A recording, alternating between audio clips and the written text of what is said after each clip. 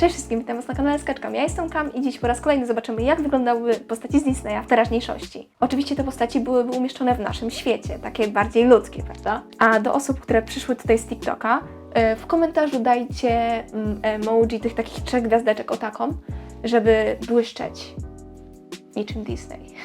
Zapraszam. Pierwszym moim wyborem był Hades. Jest to jedna z moich najbardziej ulubionych postaci ze wszystkich bajek Disneya, jakie oglądałam. A oglądam ich sporo.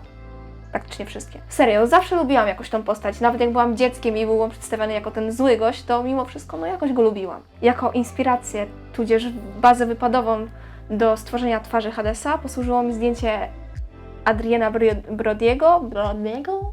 Po prostu jakby Pinterest wiedział, czego mi potrzeba. Ten gość ma idealną twarz. Tak sobie myślę, że to tak właśnie by mógł wyglądać Hades w naszym świecie, w teraźniejszości. W sensie gościu tak plus minus po 40,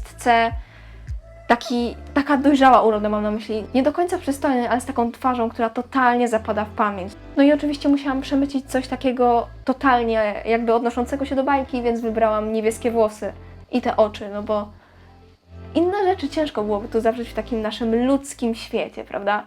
Może teraz trochę samych ciekawostek na temat Hadesa, bo jest to całkiem fajna postać. Jest to Bóg w mitologii greckiej, władca podziemia, władca powiedzmy śmierci. I on jest zazwyczaj przedstawiany wszędzie jako ten zły gość, ale tak naprawdę on nie był złym gościem. Mimo że był to bardzo surowy Bóg, tak naprawdę bardzo surowy, ale był przy okazji też bardzo sprawiedliwy. Określa się go też jako tego, który utrzymywał równowagę między tym wszystkim. W bajce Disneya, w Herkulesie widać tą taką mniej przyjemną wersję tego gościa, przedstawioną jako właśnie tego złego typa, który ogólnie jest B. Ale bajka i mitologia zgadzają się co do jednego. Hades nie brał udziału w tych wszystkich balangach na Olimpie, gdyż on sobie siedział po prostu pod ziemią. Dlatego też, kiedy ludzie się do niego modlili, to właśnie klęczeli, żeby być jakby bliżej niego. W przypadkach innych bóstw, tych, które na stałe przebywały na Olimpie, stali i modlili się z wyciągniętymi rękoma. Jakby chcieli, żeby ich przytulić. No i ważną rzeczą jest to, że ludzie też nie specjalnie dużo się do niego modlili, dlatego że nie chcieli za bardzo przyciągnąć jego uwagi, a no wiadomo, każdy chce pożyć, nie? Bo było nie było, bóstwo śmierci. Stwierdziłam też, że warto będzie poruszyć kwestię tego, co się tutaj dzieje pod względem stylowym, bo jak widzicie, nie tworzę w sposób charakterystyczny dla mnie. A to dlatego, że postanowiłam, że chyba czas najwyższy w końcu popracować nad sobą. Już od dłuższego czasu nie do końca podobało mi się to, w którą stronę zmierza mój styl. Bo tak naprawdę nie do końca go miałam, starałam się zrobić coś jak najlepiej, ale to tak wychodziło, bo wychodziło, no wiecie. Więc po prostu zaczęłam ćwiczyć, robić coś dziwnego, coś niezwykłego dla mnie. Przypuszczam, że minie jeszcze sporo czasu, zanim ja jakby siądę na stałe z jakimś jednym konkretnym stylem rysunkowym, no ale wiecie, robię co mogę. Więc stwierdziłam, czemu by nie pokazywać mojej jakby przeprawy przez te wszystkie style tutaj na kanale, no bo jednak warto, nie? Zobaczycie wtedy, będziecie mieli cały przekrój tego, jak tworzę.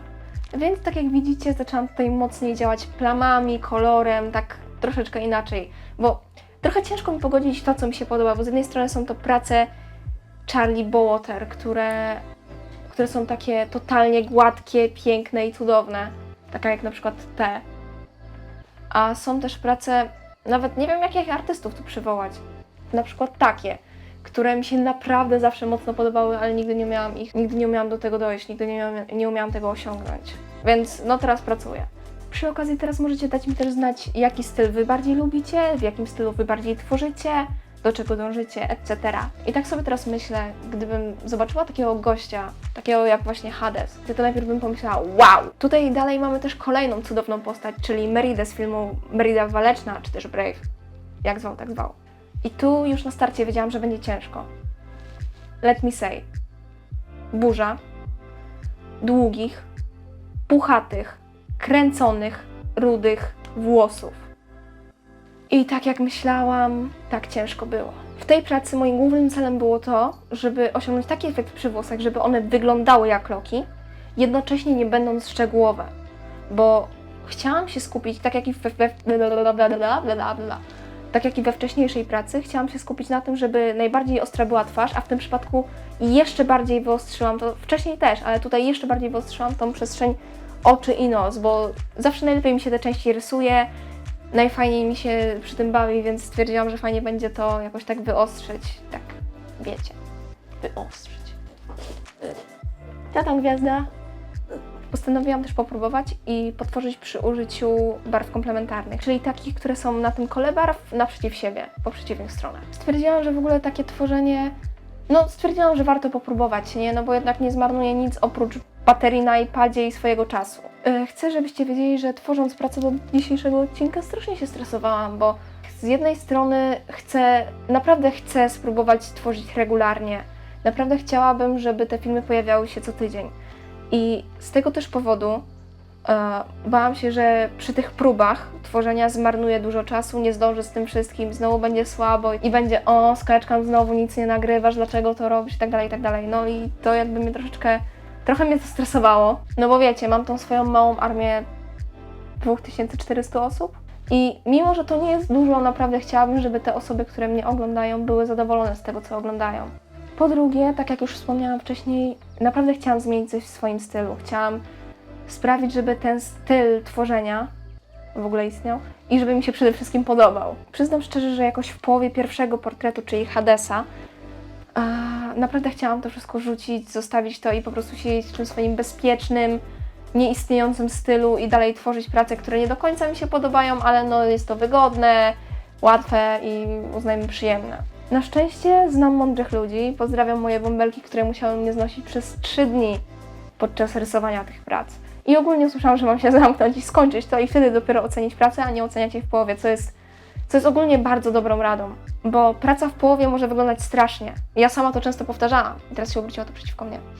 Praca w połowie może wyglądać strasznie, ale później, na sam koniec, może się okazać, że wyszła dużo lepiej niż się spodziewaliście, także nie przerwajcie w pracy w połowie.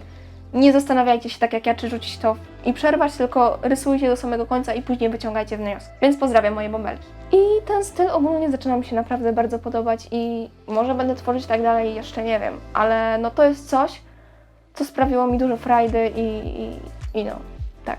By the way, wiem, że czasy są teraz inne, ale mi Disney kojarzy się z dzieciństwem, ze sporą częścią mojego dzieciństwa, z radością, z tym wszystkim i ja oglądałam pełno tych bajek.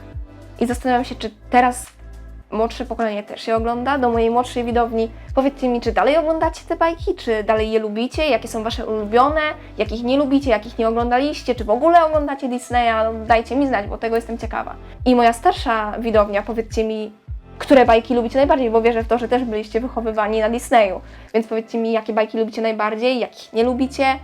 Jeżeli jakichś nie oglądaliście, to mnie zaskoczcie, bo to mnie zaskoczy, bo jednak to starsze pokolenie lubi Disneya.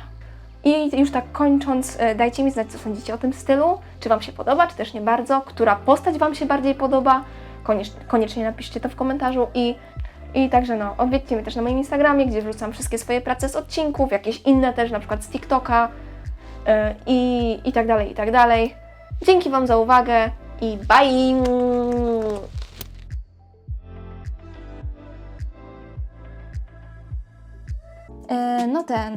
Ja nie zmuszam, ale może zostawisz komentarz, lajka albo suba, albo wszystkie. Znaczy wiesz, jak nie, to luzik, ale będzie mi miło. Zrobiłeś to już? Okej, bye!